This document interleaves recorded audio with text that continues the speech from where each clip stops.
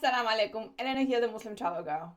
Today I am doing an update on Umrah and the rules for 2024. I already have one for 2022-2023, which has been very popular. Questions are coming up for 2024. If you want to know everything about the Umrah rules, how you can plan your Umrah, after somebody who has been writing about Umrah for 10 years and helped over 1 million people, then this is the place for you, inshallah.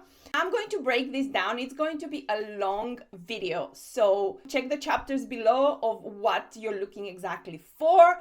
If you don't want to stick until the end, please make sure to subscribe if you like that type of videos, like and comment with your suggestions, your feedback, etc. Also, make sure to, share with friends that are going for Umrah, inshallah. Without further ado, let's get started into this video. The first topic we're discussing is the Nusuk app.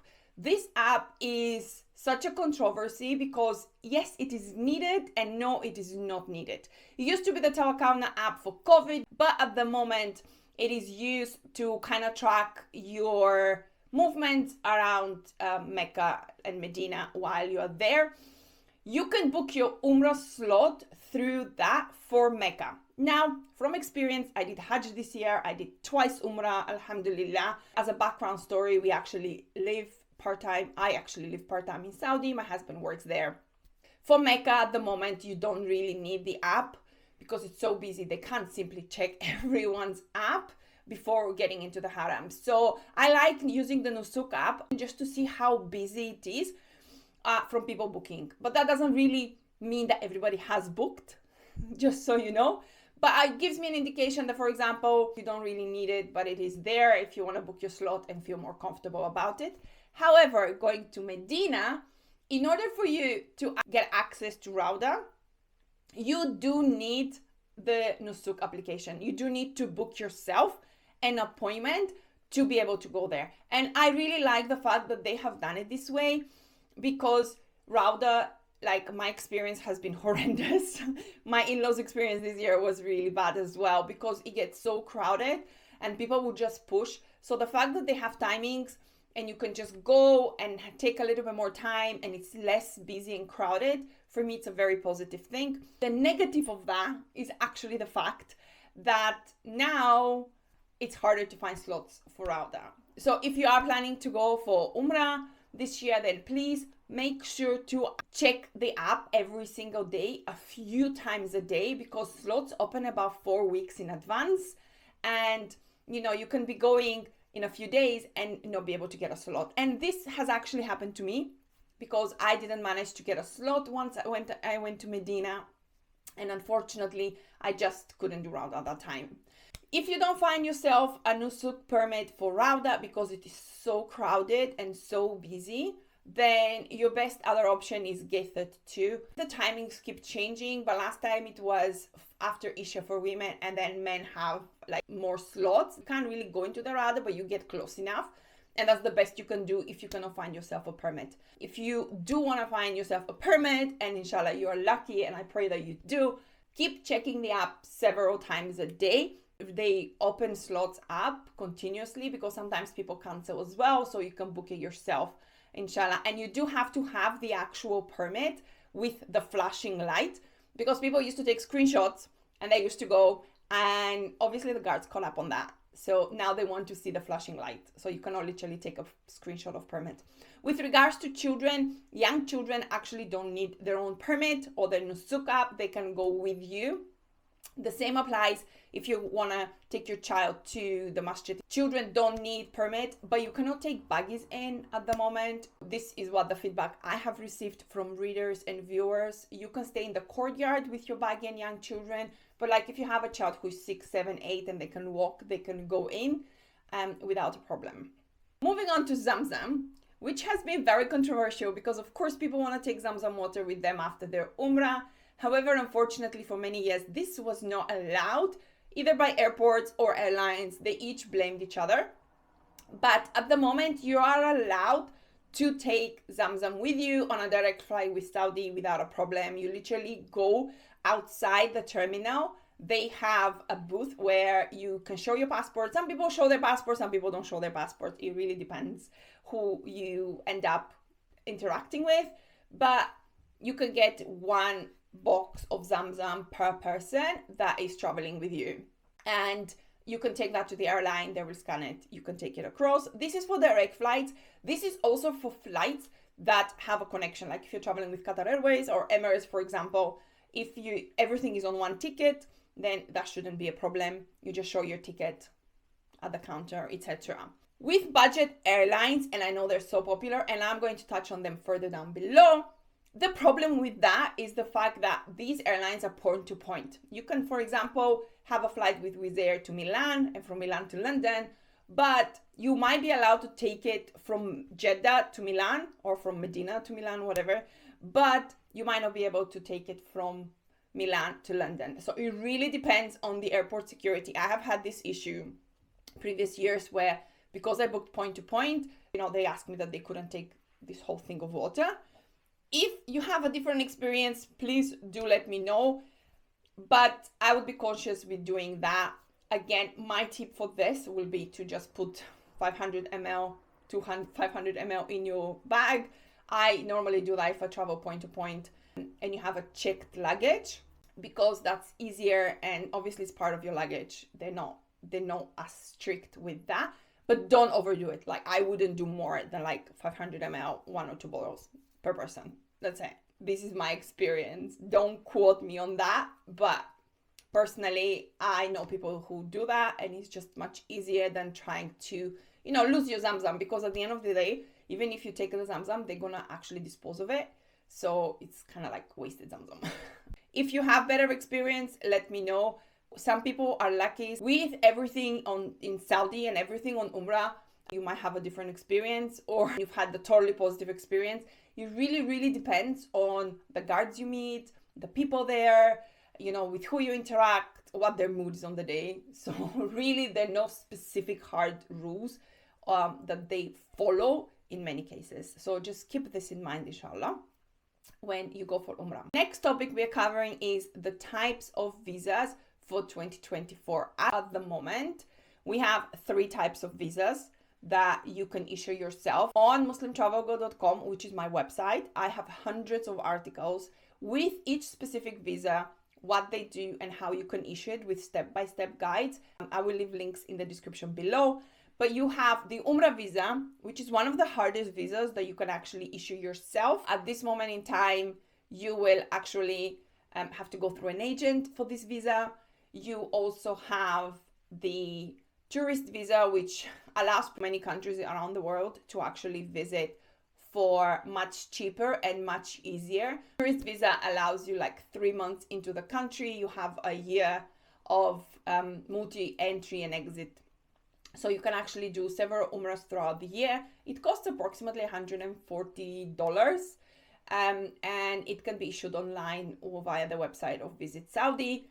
Very easy, very comfortable to issue, inshallah. And it is the option for a lot of the countries. Also, if you have a tourist or business visa for US, UK or Schengen, and you don't hold a passport from a country that has the permit to get a tourist visa, you can still get that through your US, UK or Schengen visa. The other option available is the visa electronic waiver. This is only available for the UK at the moment. However, it is much cheaper and it allows you to enter only one. It costs about $40 and it allows you only one entry. It doesn't come with insurance, which I'm going to touch further down below, but it's a much cheaper option and anybody can do it. You go through the Ministry of Foreign Affairs to actually issue this, and I will link in the description articles on my website with step-by-step procedures, and also you can find the correlated link to those visa types, inshallah, for your benefit. I don't want to go into full details. There is a video on that, and the visa waiver, it's at the moment only for the UK passport holders. Another thing I really want to mention is insurance and travel insurance, health and travel insurance. Some people don't believe in travel insurance, which is totally fine. Health insurance and travel insurance is provided in your tourist visa, which is part of the Saudi process. It's very limited. The waiver, as I mentioned before, doesn't have insurance. So what I would suggest is to get yourself health and travel insurance, because you don't want to get sick in Saudi. That's it. You don't want to go to public hospital. I have been there. You want to go to a private hospital and you want to not be afraid that you're going to go bankrupt or that you're not going to be looked after properly.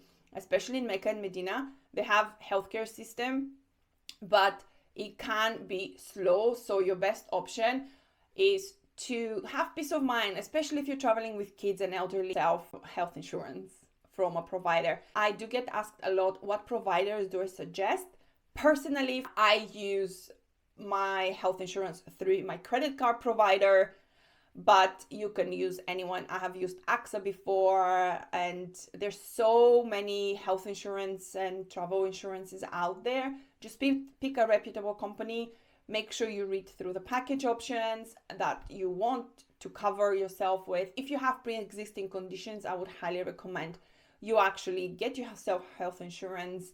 And again, read the small print before you buy it, but it can save you thousands. I have been hospitalized abroad. I have been in that position where I was almost canceled my travel insurance and then I forgot and then I got sick in a hospital and I would have been out of pocket nearly 10 grand. The next topic is Haramain train, and this is very popular topic again, and I do have an article with step-by-step details and information and like hundreds of questions and answers on that article if you want to check it out, link in the description. But the whole point of this is that they're very strict with luggage. If you are traveling by yourself, make sure you kind of stick within the weight limit and the size. Then they wouldn't kind of take a measure and measure your size. But if it's like a very big suitcase, for example, I travel with one suitcase that is literally a meter long, like high, because I travel for both me and my daughter. That would raise the eyebrows. But the way to actually get around this is to hire yourself a porter. They're very cheap. You can find them literally standing outside the entrances of the Haramain train with a trolley. Put your bag up there and they just do everything for you. And most of the time, like 85-90% of the time, from experience and from people who actually have done that and have commented back and given me feedback, because alhamdulillah, I have hundreds of people giving me feedback every month. So you can actually get away with having more weight or like a bigger size bag without issues, because porters can get them through.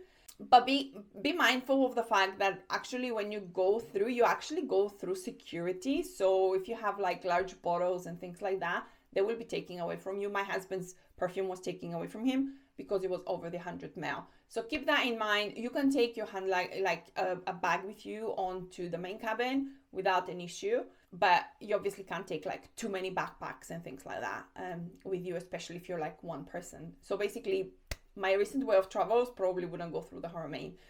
Another thing will be to know that train tickets on the Haramain open 4 weeks in advance. So people will message me a few months in advance and be like, I can't find train tickets. They're getting better at actually releasing more availability. And there's several trains a day. And actually they have several discounts as well, because you can find train tickets from Mecca to Medina for $20 one way, which is very good price because it takes only 2.5 hours. So it's a speed train and it's very comfortable. And I do have a video on what it looks like inside if you want to have a look. And I'm going to link that. But they open about 4 to 6 weeks in advance if you want to book a specific train. If you don't want to book a specific train and you want more flexibility, they do have availability because they started putting more and more trains in some peak season timings. They have train every hour. So you will find yourself a train no matter when you go, inshallah. There is also a bus that can take you from Jeddah airport to Mecca. You have to pay for it. It's only 4 riyals, which is less than $1 or a pound. It only runs every 2 hours. If you're really on a budget, then you can use this one without a problem. From the airport are very easy to get. The price is pretty much standard. You can get it for about $50 from Jeddah to Mecca. You can literally find the kiosk outside. I do believe I have a reel with what that looks like, but if there is a kiosk outside, you just pay and then you give the ticket to the driver in Terminal 1 and in Terminal 2. If you don't want to do that, you can also order yourself an Uber. and you will find those in the designated areas in the taxi rank. They do have specific points, which I really like, in both Mecca and in Jeddah and Medina, where your Uber and Kareem, which can wait for you and pick you up. But again, taxis are the most easy way of transportation. I would suggest, if you are arriving in Jeddah, to go by taxi. Much easier than having to take the train and then a taxi or the bus to the Haram, because the train stations for the Haramain are outside the city. And I do have a video more on the Haramain train and the details. It will take you much longer and more convoluted than actually just getting a taxi straight from the airport to your hotel. Kids in Mecca and Medina. Children are allowed in Mecca everywhere. You can take your buggy with your child to the second floor of the Mataf and do tawaf with them. You can do exactly the same thing. They have no restrictions. You cannot take buggies in the tawaf area downstairs, and trust me, you don't even want to go probably down there with children. I try to avoid it with my daughter because it gets very, very crowded depending on the time of the season, when you go. I wouldn't take children during that time in the bottom area. But buggies can go anywhere in the masjid. In Medina, as I mentioned before, small children with buggies can go into the courtyard, but buggies at the moment are not allowed in the mosque. However, anywhere else, they're okay. Children that are not in buggies can go with their parents in. And for both, if your children are very, very young, they don't need a Nusuk application on their own. If they're adults, and like parents, for example, or teenagers, and you want them to do Rawdah, they might not get permission to get in by them, like with you on the same permit. So maybe you can just get them the Nusuk app and an application for them to actually be able to get in. The other thing I want to mention with the Nusuk app is that in order for you to register on Nusuk, you need an active visa. And in order for you to get an active visa, you obviously need to apply for a visa, whether it's visa on arrival. So that means that you will be able to get yourself a permit just on the day when you arrive in Mecca or Medina. Or if you have a tourist visa or a waiver visa, then you can apply for that earlier in advance for you to book your Rawdah slot. Personally, if you are going for Umrah in a busy season like December or just in Ramadan, then I would 100% suggest you issue yourself a visa earlier in order to be able to book your Rawdah slot 4 weeks in advance, as we mentioned, because otherwise you might not get that spot available for yourself and your family. Another topic I'm going to touch upon is SIM cards and data. There are many ways you can actually do that from your provider internationally. If you want to pay like roaming, you can get yourself a Mobily app while you're at the airport. They have a kiosk literally just outside in Jeddah. So you would know it's very cheap. They have an Umrah package and a tourist package, which is 2 weeks, and I think it's like $30 or $40, something like that. And it gives you gigabytes and social media data, etc. For some reason in Saudi you have data for browsing and then you have social media data. And guess which one finishes first for me? But yes, it's very easy. It's very cheap for you to do that yourself. Another option that I don't personally use in Saudi Arabia, but again, it's an option for you. I use a company called Holafly. I do have a referral for a discount code. I have used them several countries that I have traveled to, and they basically provide you with an eSIM, which is much easier because like when I went to Peru, I actually didn't want to not have data on the airport, because it was totally unfamiliar country for me and I had to meet my guide. So I bought Holafly in order for me to have an eSIM to be able to communicate directly out of the plane's door basically. And that worked perfectly fine for me. They are a little bit more expensive, but it is an option if you don't want to fluff with getting an eSIM and changing it, etc. Like getting a SIM for yourself. If you want an eSIM to have directly, then this is an option, inshallah. You will find the link in the description as well for that one. Another thing I really want to mention about is credit cards. And I know many Muslims have different opinions of that. However, I have read consensus of scholars that if you are using and paying it off every month, then you can use a credit card because you're not incurring interest. I do have a credit card and I do pay it off every month. And I do that because we have more consumer protection when it comes to credit card usage for large expenses.